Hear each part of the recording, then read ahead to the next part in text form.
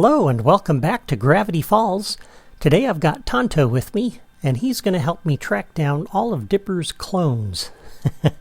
That's the mission I'm building today. It's an homage to the Double Dipper episode, where Dipper uses Stan's mysterious copy machine to make clones of himself to impress Wendy. And as you would expect, things quickly get out of control, and Dipper has to destroy the clones. Fortunately, it's easy to destroy them because they disintegrate whenever they come into contact with any kind of liquid. In my toy box, the clones are running amok, so Dipper needs your help to catch them and toss them into this well over here, where the water will destroy them. Now, to save some time, I've already dropped some Creativitoys that we're going to need, beginning with Dipper, and you can find him in the Disney Infinity Townspeople drawer. And I dropped him. I'll come into Spark mode and open up his properties, and I set his behavior to jump up, and that can be a little time consuming to get him to stand still long enough to do that, so I did that ahead of time. I've also placed a radar marker, a dynamic trigger, a text displayer, a radar marker for the well, as well as a locator, a bunch of locators back here, along with a friendly wave generator and another radar marker, plus 2 target cameras, a time delayer, an action enforcer, and a second sound generator. And of course that you find under the Gameplay Toys drawer. All the rest of those are under Creativitoys. And I'm using a second sound generator because the first one that we dropped down last time, and I'll just review real quick, has its properties set to 3D sound at speaker or locator. And so that one's specifically for the splash sound. This one, though, is for the end of the mission, and I want the player to be able to hear this wherever they are in the toy box. So on the properties for this one, we're going to turn off that property. And we're going to reuse this sound generator for all of our missions. That's why I have a second one of those. Alright, let's begin with our mission giver here, which is Dipper. So we'll come to our radar marker for him, and we'll do a new actor connection. And we'll connect up to Dipper. He'll be the actor for the radar marker. And on the radar marker properties, the beacon type is going to be a yellow exclamation point. Beacon location is going to be the connected actor, and I want this radar marker on by default when you come into the toy box. For the dynamic trigger, same actor, so we'll do a new actor connection. That went pretty smooth. Sometimes I have a hard time selecting the townsperson. And for the properties on the dynamic trigger, the target, again, needs to be the connected actor. Trigger distance, I'm going to set this to be pretty tight. It's going to be 4, which will be a 1-block radius around Dipper. And I'm setting it that tight because I figure the player may want to skip that mission and just go ride the rides or play with the dunk tank. And so I want him to be able to run past Dipper without triggering the mission. So that's why we're doing that. Otherwise, I'd normally set that to 6. Alright, on the text displayer, for the properties on that, I'll set the text duration to 4. Text style will be proposal, and all players can accept or reject the proposal. Alright, so the mission giver will do his thing when the player approaches him. So on the dynamic trigger, we'll do a new logic connection. When entered by player any, we'll come over to our text displayer, and if we scroll down to the missions category, Dipper is going to say, "Will you help me?" And then how the player responds to that proposal will launch the mission. So on the text displayer, we'll do a new logic connection. When the text proposal is accepted, first thing we'll do is turn off his radar marker. On the text displayer, new logic connection. When text proposal is accepted, the second thing we'll do is turn off this dynamic trigger so we don't keep triggering the quest, the mission. And then the text displayer will also do a new logic connection. When the text proposal is accepted, we're going to come over to Dipper. There we go. And we're going to play looped. And I'm going to have him stand still, because now he's got our attention. He doesn't need to be jumping up and down. Alright, so that's the mission giver. And that text displayer needs to also launch the mission itself. And before we can do that, we need to set up some other things. So on this radar marker for the well, we're going to do a new locator connection. We're going to connect up to this locator. And on the properties for this, I'm going to set the beacon type to be a yellow arrow. Beacon location has to be the locator. And we're going to leave this off, so all the rest of those properties are fine. And then on the friendly wave generator, you're going to do a new locator connection, and you're going to connect up to each and every one of these locators, just like I did with this one. And I've already done that for the other 4 to save a little bit of time.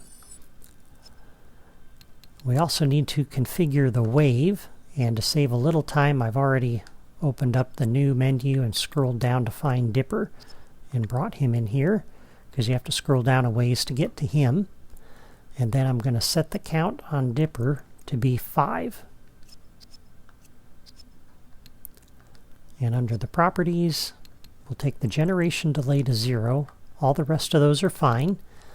And for the generated friend options, for the behavior, I'll have them stand still initially.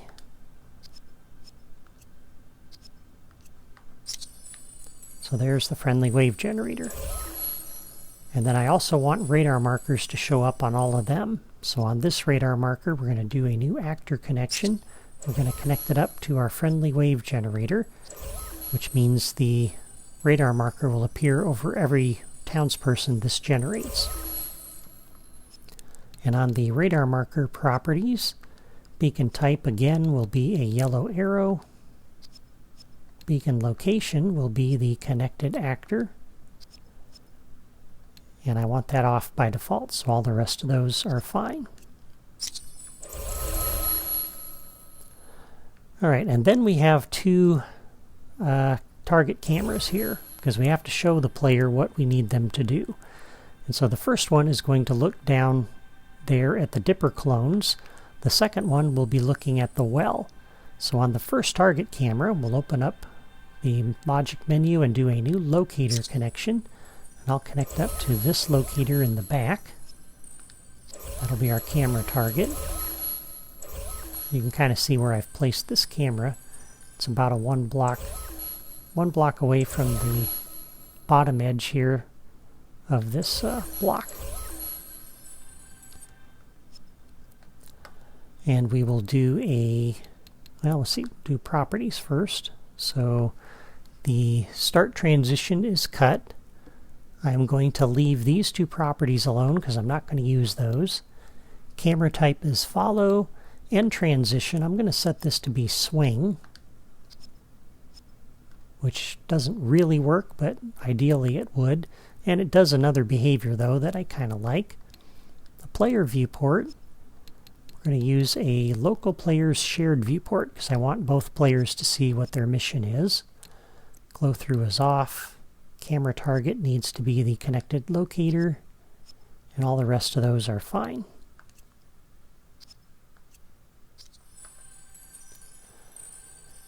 Alright, so on this one I did not set a defined duration, so this one, once we turn it on, is going to be on for the whole time until we turn it off. And that's why I have this time delayer. So on the time delayer, we'll set the properties to be 5 seconds. And that time delayer will handle the transition between the cameras. And I'll explain more about that in a moment. On the second camera, we're going to do a new locator connection, and I want that one looking at this locator. And now that we've connected up everything to that locator, we can move this underneath the well. Because as you can see, it's hard to select that when it's underneath the well. It's hard to even see it. So I want to make sure we did that. Connected up everything to it before we put it under there. On this camera's properties, the start transition is going to be swing to match the first camera. We're going to use define duration on this one, and I'm going to set this to be 2 seconds. Camera type is follow, end transition cut. Player viewport again will be the local player's shared viewport. Glow through off, camera target, it's the connected locator, and again the rest of these are fine. Alright, so now that we've configured it all, we can hook it up. So we'll come back to our text displayer, which kicks off the mission. Open the logic menu and do a new logic connection.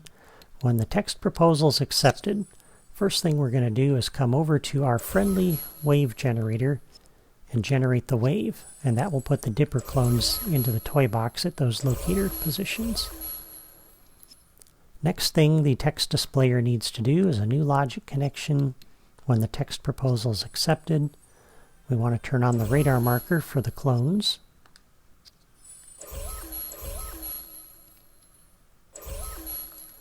On the text displayer, new logic connection. When the proposal is accepted, turn on the radar marker for the well.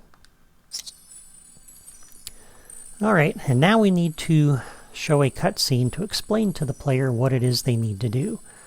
So the first thing we're going to do for the cutscene is on the text displayer, a new logic connection. When the text proposal is accepted, we're going to come over and activate the first camera. And again, on the properties for that, you'll notice the define duration is off. So once we activate this camera, it's going to stay on until we turn it off. And that's why we have the the time delayer here. And that's going to help us ensure a smooth transition. Because I could just use a define duration here and then have this after 5 seconds, set that to 5 seconds, and after 5 seconds that would turn itself off automatically, and the time delayer would turn this one on, but that doesn't give us a smooth transition. And so what we want to do then is on the text displayer, a new logic connection. When the text proposal is accepted, not only do we start that camera up, but we will start up the delay on this time delayer. And on the time delayer, a new logic connection. When the delay is completed, we'll come over and activate this camera. And when we activate this camera, this one is still active, but the most recently activated camera takes precedence. So we still need to turn off that other camera. And to make sure we have a smooth transition, I'm going to do it from this camera. So a new logic connection on the target camera when activated, which means this one's all set up and already showing the well. Then we'll come over to this one and deactivate it. And then this one, based on the way we set up our properties, will turn itself off after 2 seconds. Now, once this camera is looking at the well, then those Dipper clones are free to move around. So on the target camera here, we'll do a new logic connection when activated. In addition to activating this, we'll come over to our friendly wave generator, go into the generated friend options, and we'll play looped, which means this will be a continuous action.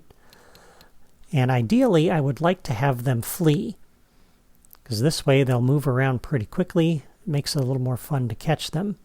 They'll run further, they'll run faster. But for purposes of this video, it would make a slow exercise trying to track them all down. So instead, just for this video, I'm going to use Wander. And this is also a good choice if you have some small kids living in your home that would want to play this. The Dipper clones will move a little bit slower. They won't wander as far, so this would be good for small children as well. So we'll have them wander around. And with that, the mission is underway. So at this point, the player would go and pick up each of the Dipper clones and toss them into the well. So on the well, we're going to open up the properties. We want to remove the townsperson on entry. That'll delete that townsperson. I do not want to disable the door after use. Detection level I'm going to set to 0 because we're not using a sidekick. Normal response chance we'll set to 10, and I'll leave the explosive response chance set at 0. So every time the player throws a townsperson into the well, that townsperson will be destroyed. And so we'll know when the mission is done when the friendly wave generator tells us that the wave is defeated. So on the friendly wave generator, we'll do a new logic connection on wave defeated, and there's a number of things we need to do here. First, we'll turn off the radar marker. That'll save some resources. New logic connection when the wave is defeated. We'll turn off the radar marker at the well.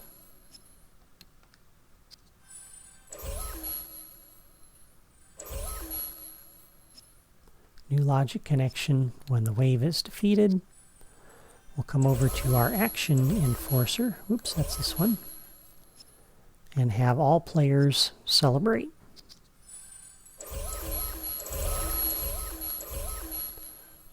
And on the friendly wave generator, new logic connection when the wave is defeated. Come over to our sound generator, and under the musical category, we'll have it play the fanfare musical flourish. And again, that's what I like to play when I complete missions in my toy box. And with that, I believe we have everything all set up.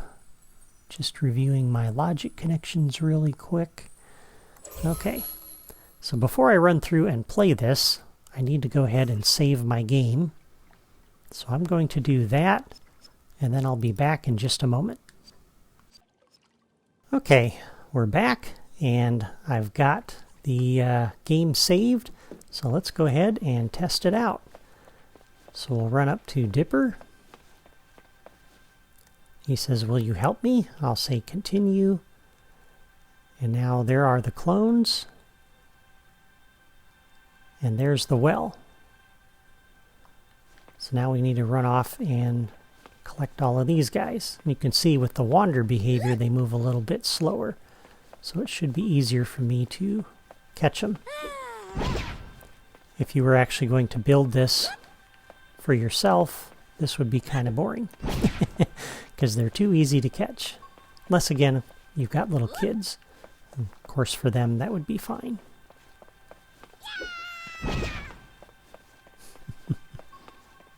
And he's moving that way. Let's go ahead and grab this guy back here in case he tries to wander out into the woods.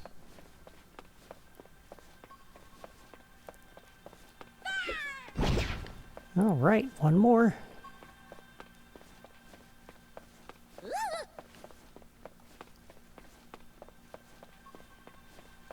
Okay.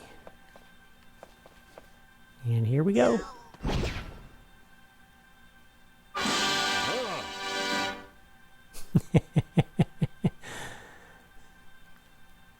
And at this point, you could go ahead and move all of those Creativitoys below the terrain, but I won't make you watch me do that in this video. But that's Dipper's mission. Next time, I'll show you how to build Stan's mission to rescue Mabel from the gnomes. As usual, I've got a logic diagram for today's episode on my blog, which will help you build this mission in your own toy box if you want to do that.